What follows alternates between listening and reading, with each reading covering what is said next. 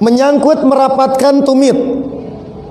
Lihat Bapak Ibu, di dalam hadis kita temukan kejadian Nabi itu sujud. Satu versi riwayat Muslim, sumbernya sama Aisyah. Lihat bahasa Aisyahnya. Pakotu Rasulullah lailatan minal piros atau min pirosi. Kaleungita Nabi keur wengi tidur bareng, tiba-tiba Nabi tidak ada. Maka palamastuhu, aku mencari dengan cara meraba-raba karena PLN can aya. Cempor dipareman, obor dimatikan.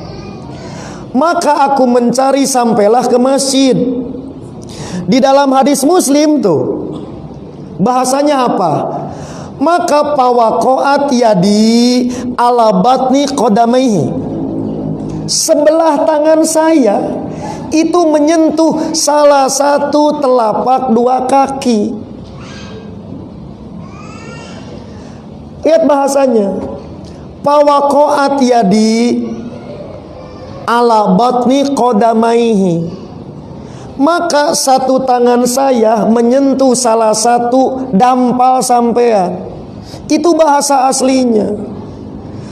Maka dipahamkan menjadi rapat dua nana. Padahal hadisnya itu batni qadamaihi, salah satu di antara. Kenapa Aisyah tidak menyebut kanan kirinya? Kan poek.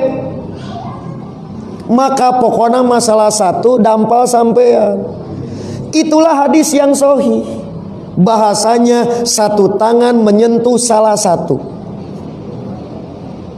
Jadi ini bukan perbedaan pendapat, tapi keapikan dalam mencermati.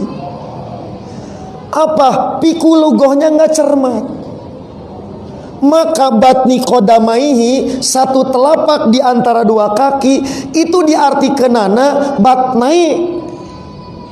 Harusnya di bahasanya ala batnai qadamaihi. Itu dimungkinkan rapat. Tapi ingat hadisnya ala batni qadamaihi. Salah satu.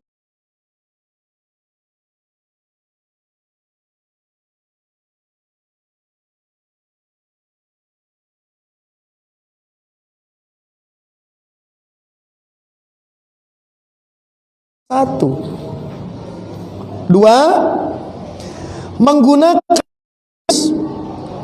riwayat Ibnu Huzaimah.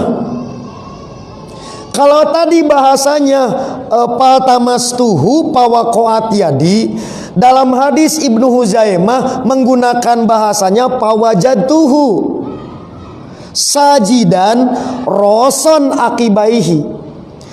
Aku dapati, ente jelas aku dapati itu apakah dirampa-rampa. Tetapi aku lihat beliau sujud roson akibaihi, merapatkan kedua tumitnya. Bukan kedua telapak kakinya, tumit. Jadi yang satu bahasa hadisnya batni qadamaihi, salah satu telapak kedua kaki. Yang kedua bahasanya roson akibaihi, telapak tumit. Maka mengamalkan jadi rapat begini itu tidak berdasarkan metodologi ilmiah. Baik hadis yang Muslim maupun hadis yang Ibnu Huzaimah. Harusnya di Ibnu Huzaimah itu kedahna kieu. Da tumit wungkul. Kalau tumit wungkul berarti cingir ngiblatna ka Irak. Itu tidak konsisten antara nas dalil. Kemudian madlul kesimpulan. Berarti ada yang error dari sisi istidlal, metode meraciknya.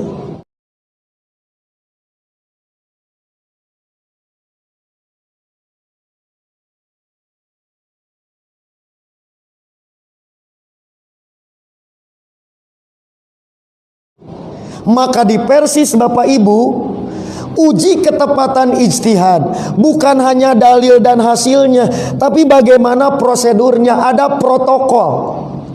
Nah, protokol inilah yang menentukan tepat dan tidaknya ijtihad, karena terkadang dalilnya benar, kesimpulannya dhaif. Itu contoh. Kermah eker tadi bu roson tumit, hadisnya dhaif. Cek nu dhaif wae salah praktek itu mah. Lihat Bapak Ibu, mau diriwayatkan oleh Imam Ibnu Huzaimah, mau diriwayatkan oleh Imam Al-Baihaqi, mau diriwayatkan oleh Imam Al-Hakim melalui rawi yang sama, jadi tunggal jalur periwayatannya, yaitu melalui Yahya bin Ayyub Al-Ghafiqi. Rawi yang demikian kata Imam Ahmad diantaranya yaitu sayul hifdi, buruk hafalan. Berarti rawi ini dhaif dari sisi kapasitas intelektual. Maka rawi yang demikian bisa naik derajatnya jadi hasan li ghairihi kalau ada yang mengkatrol, ada yang menguatkan sejauh pengetahuan ulama Persis. Mau berapapun sumber hadisnya, jalurnya tunggal, tidak ada teman yang bisa menaikkan derajat. Maka dengan terpaksa atas dasar ilmiah Persis mendoibkan karena taparud mandiri rawi yang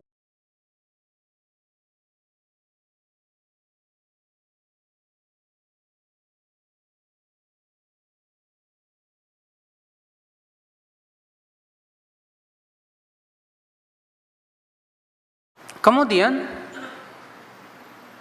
apakah kaki itu ditutup, ditempel ketika sujud atau tidak? Ini ikhtilaf para ulama. Pendapat yang saya rajihkan, disunnahkan untuk dirapatkan. Dalilnya hadis Aisyah yang sahih, bahwasanya Aisyah suatu malam kehilangan Rasulullah SAW. Maka Aisyah mencari-cari Rasulullah di masjid dalam kegelapan. Apa kata Aisyah? Maka tanganku memegang dua telapak kaki Rasulullah SAW. Berarti Aisyah memegang dengan satu tangannya dua telapak kaki. Kalaulah terpisah, nggak mungkin Aisyah memegang satu telapak tangan dengan dua kaki, nggak mungkin. Bahkan dalam riwayat ya Nasai dengan lafaz, maka aku memegang kedua kaki Rasulullah SAW dengan tanganku roson, kedua-duanya berdiri sejajar, menempel begini. Ros itu tarosau, jadi begini. Ya. Walaupun memang lafaz ini sebagian orang ada mengatakan syadz, tapi yang rajih tidak syadz. Kenapa? Karena memang hadis itu ada beberapa lafaz. Lafaz yang sahih, Aisyah mengatakan maka tanganku memegang dua perut kaki Rasulullah SAW. Yang dikatakan syadz itu adalah dua kaki Rasulullah SAW berdiri sejajar menempel. Tapi sebetulnya Pak, itu tidak bisa disebut syadz. Kenapa? Karena tidak bertabrakan. Karena konsekuensi kalau kita megang satu tangan kena dua telapak kaki, pasti karena berdekatan. Kalau berjauhan tidak mungkin Aisyah memegang sekali megang dua kaki, nggak mungkin. Maka dari itu pendapat yang rajih, yang sahih, bahwa ya ketika sholat, ketika sujud, maka dua kaki itu nempel.